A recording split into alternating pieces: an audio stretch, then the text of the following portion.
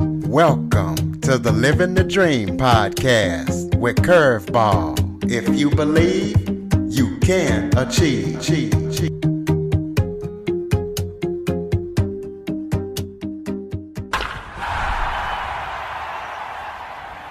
Welcome to Living the Dream with Curveball, a podcast where I interview guests that teach, motivate, and inspire. Today, I am joined by a special guest, Daralyse Lyons. She is an author, a speaker, and a coach, and we're going to be talking about how she helps people do the things that light them up. We're going to be talking about everything she's been through and even working at a high-powered, high-paying job for 12 years and deciding to leave that. So, Daralyse, thank you so much for joining me today. Oh, Curtis, thank you so much for having me. I'm really happy to be here with you and with your listeners, virtually or when they hear this. Well, why don't you start off by giving everybody a little bit of background about yourself? Absolutely. So, I really love that this podcast centers around living our dreams. And I'll tell you that I have been a writer since I was 5 years old. I have loved writing. I've loved creativity and self-expression. And I've always believed that stories have the power to transform lives. But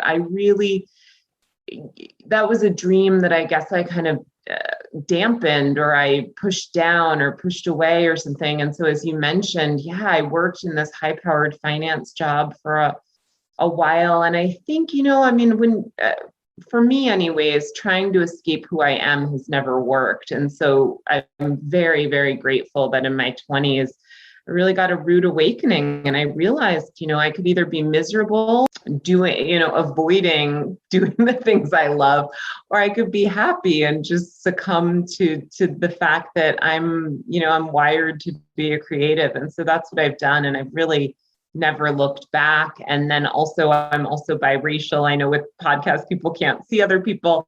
And so years ago, I got very passionately into the diversity, equity, and inclusion space. And so I do a lot of work there. And it's been such a gift to combine my passions for storytelling and really, amplifying the voices and the stories of others in ways that I think really cause people to listen. So I'm really excited that I get to do work that I love and that I think is useful in society. Well, let's talk about the company that you work for. What company was it, and what made you decide to leave the company? Sure, absolutely. So I don't know legally if I'm allowed to talk about exactly what company it is, if, in case people, but I worked for a medical education company first for years. And then I worked for a high-powered hedge fund that has offices in both New York City and Greenwich, Connecticut. And I will say that when I worked in the finance department for the medical education company, I loved the people. I really did. I loved the people that I worked with. I hated the work. I'm just not really wired for finance. My brain doesn't work that way. I was decent at it, but I don't know. I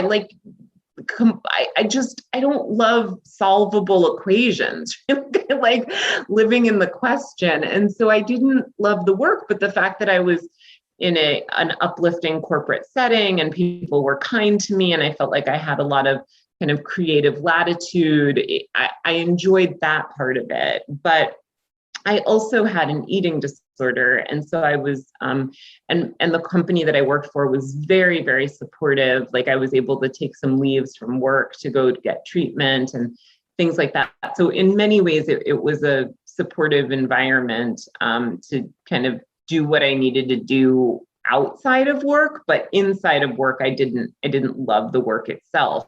And then I got this job, which seemed at the time like the dream job, I'm doing like air quotes that no one can see, but it seemed like the dream job, Curtis, because I was making, a lot of money working for the three principal members of this hedge fund. And managing their own personal finances. And so, like it seemed like, oh, cool, I'm making all this money, the company has all these perks, all these benefits.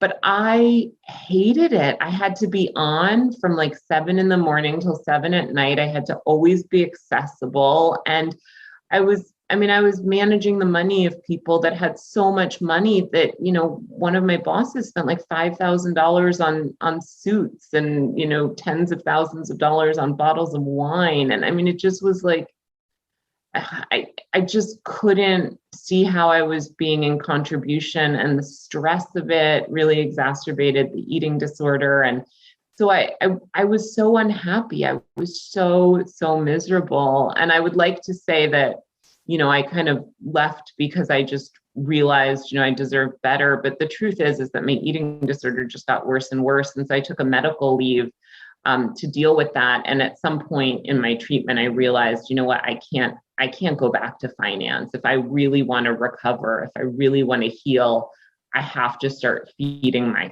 soul. And so, that's how I launched into work as a creative and as a writer. It wasn't, I certainly came to it in a way that was like a spectacular failure, but it's turned out to be the best thing that ever happened in my life, was not being able to sustain that pace and not being able to sustain doing something that where I felt like I wasn't in contribution. Well, since you were in finance, got a couple of finance questions for you. Yeah, go ahead. For those who might not know, what is a hedge fund?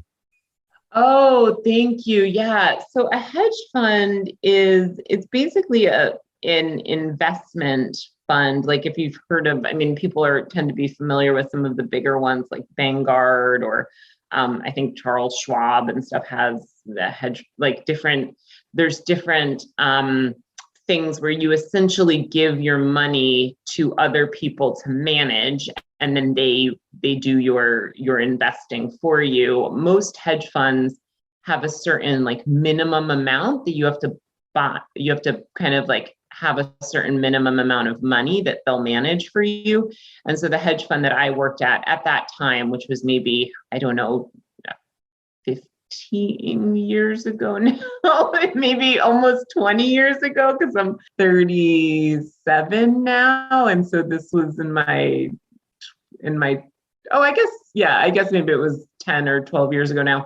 But their buy-in was $250,000. So you had to essentially have $250,000 or more of money that you gave to this company, where they then manage your investments, and there's shareholders and that kind of thing that govern like how much money you're getting back and all of that. But it's it's essentially investing money for wealthy people and making money for wealthy people. It's it's a lot of privilege upon privilege, actually. So what advice or good information would you give somebody who is looking to invest in the stock market and they want to start from the ground up and learn? Oh my gosh, that's such a great question. So, I managed the money of people who did investments. So I was never on the investment side, but I can say, just in the limited amount of research that I've done and just my own personal kind of investment history, is that it's really, I think really planning for the future is very, very wise. And it's not something, I don't know the exact numbers, but I think they say that most Americans are like only a few paychecks away from, homelessness, from not being able to support their families. Like we don't tend to have a lot of cushion. And I think that's gotten even worse with the pandemic. So one thing that I would say is to really begin to save if you can, and make it automatic. So like having a certain amount of money just come out of your bank account each week or each month or right after each pay period. And it doesn't have to be, a ton of money, but just a percentage of your income just going into savings. And once you build up a little bit of kind of a savings nest egg, where if something happened, your car breaks down, you get an unexpected medical bill, have you're not working for a few weeks or something like that, you've got that savings. And then beyond that, once you've got a little bit of a savings cushion, investing, I go with kind of easy, manageable investments that are a diversified portfolio. So something like investing in the S&P 500 or the Dow Jones Index or something like that, which if people aren't familiar with what that is, it's basically just like these stock portfolios that invest money across a wide range of companies. So you're not putting your money in just like one company that may or may not do well. You're putting your money in a number of different companies and it's spread out. And there's a lot of investment companies, smaller investment companies, where you can maybe for like $500 or $1,000, you can start to invest in some of these more diversified portfolios and then have like a little bit, just come out on an automated basis. So I think that is really, probably my level of expertise. I think if someone's like really excited and wants to learn about the stock market, there are so many great courses and great ways to learn, but you have to really, you really have to have your finger on the pulse of these things and really like do research and be passionate about it, I think, to outperform just like, the S&P 500 or something easy. So I go for ease and comfort and something I don't have to think a whole lot about.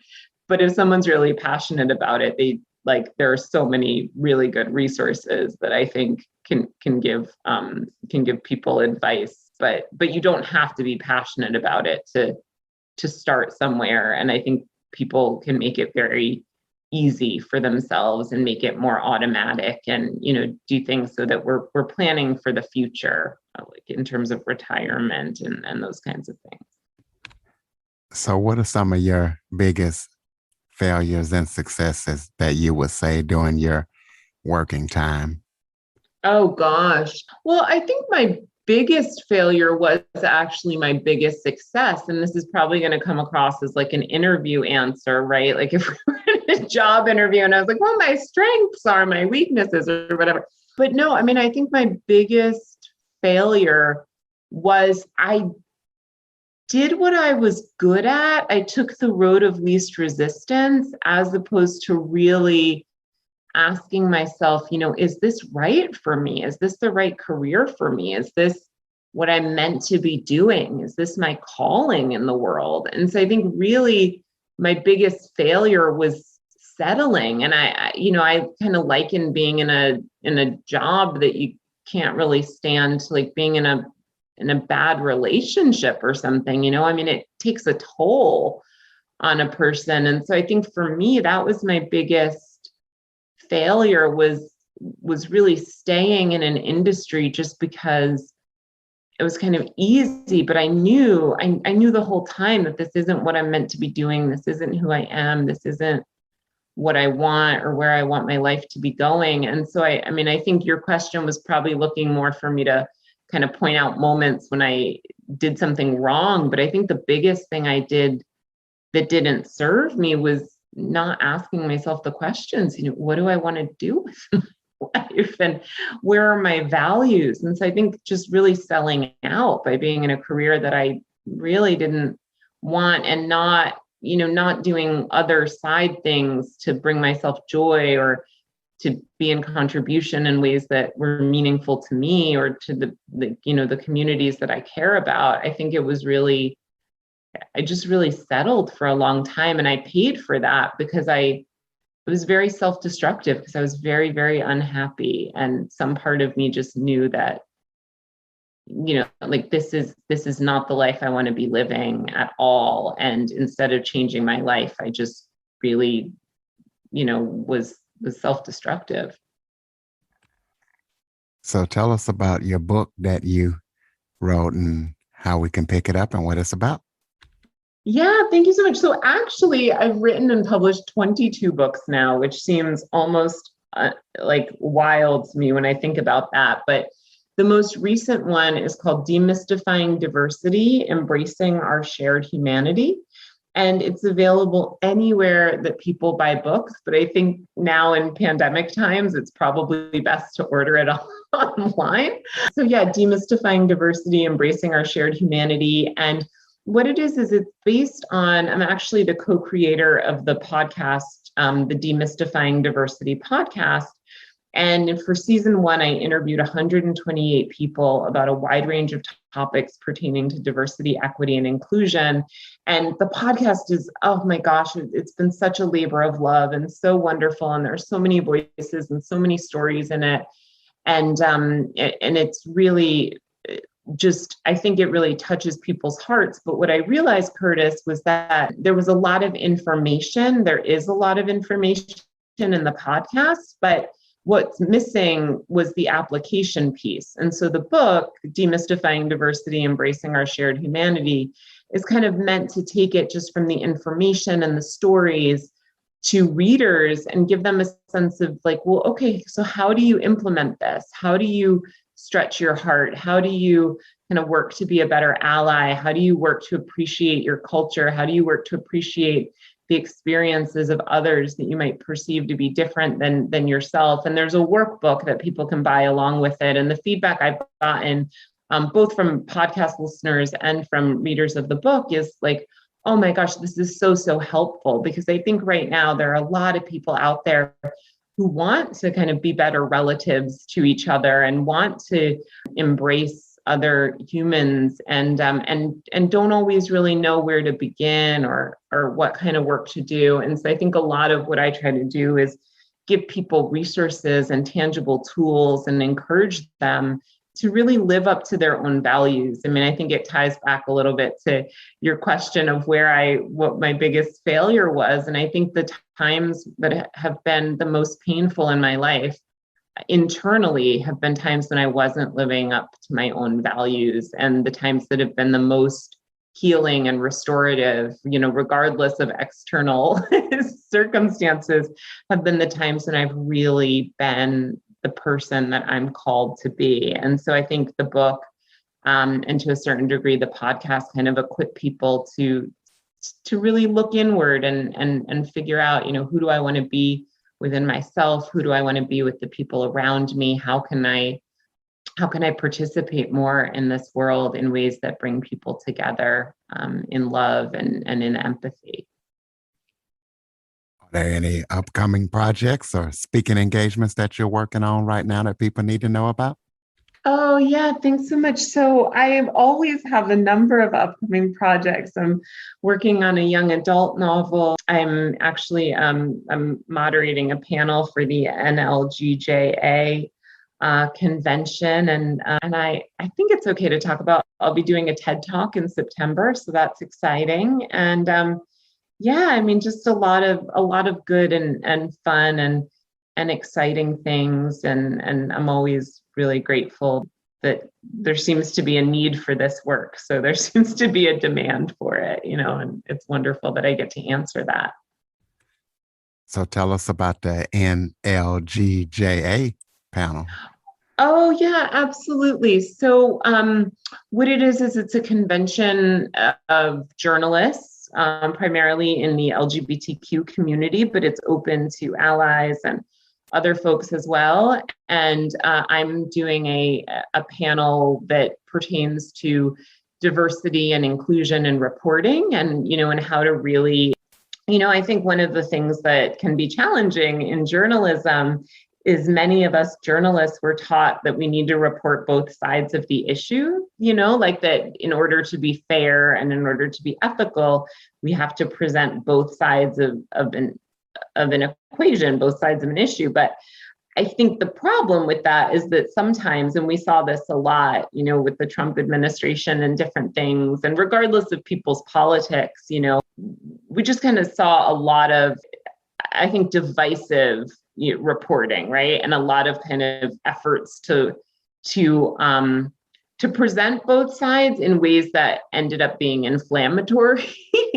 And so the panel is going to look at, well, what are the ethical obligations of journalists and and the moments when really the kind thing to do, the healthy thing to do is just present the truth and present what's right, and not, kind of to leave out of the conversation in certain moments and certain circumstances, to leave out, bigotry and hatred. And I think that's a really exciting move in the field of journalism. And to be part of that, I think is really, for me, interesting and fun and innovative, because it's very different, but I think it is very much more ethical than forms of journalism that would think that, oh, well, you have to present the side of the person who's committing hate crimes or something, be ethical. And so this is just looking at is that really true, and how can we be ethical as journalists? Well, how do people connect with you so we can keep up with you? Give out websites, social media links? Yeah, thank you so much. And I love connecting with people. So 2 ways, I would say, go to daralyselyons.com. That's DARALYSELYONS.com. And people can connect with me there. They can send me private messages. They can look at all the books I've written and read articles and all of that jazz. Or if you are interested in exploring subjects of diversity, go to demystifyingdiversitypodcast.com.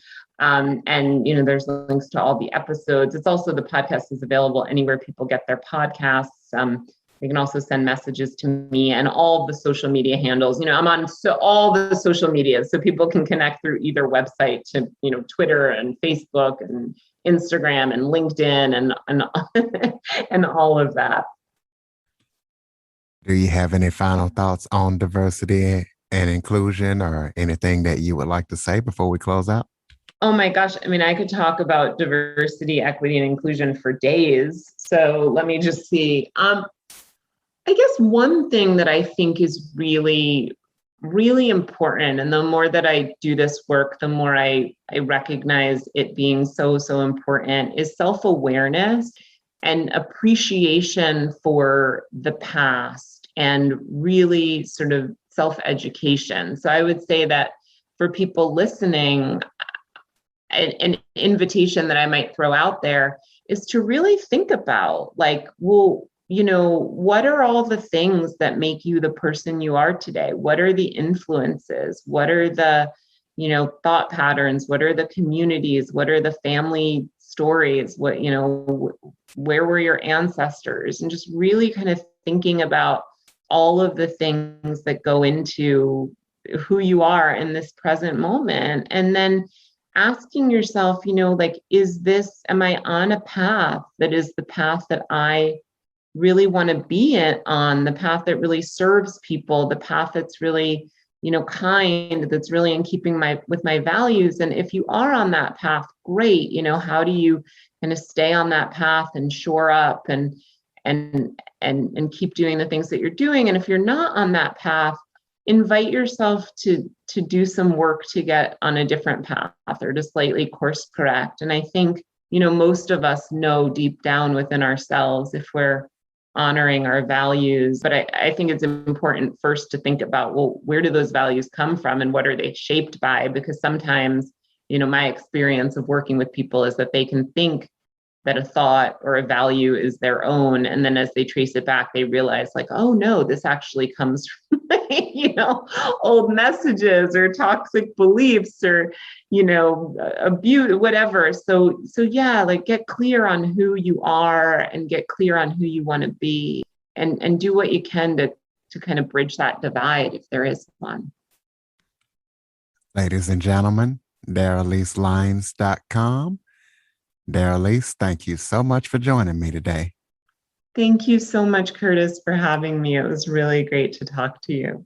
And listeners, please be sure to follow, rate, review, and share after listening. And for you Android listeners, go to the Google Play Store, type in Living the Dream with Curveball, and download the podcast app. For more information on the Living the Dream podcast, visit www.djcurveball.com. Until next time, stay focused on Living the Dream.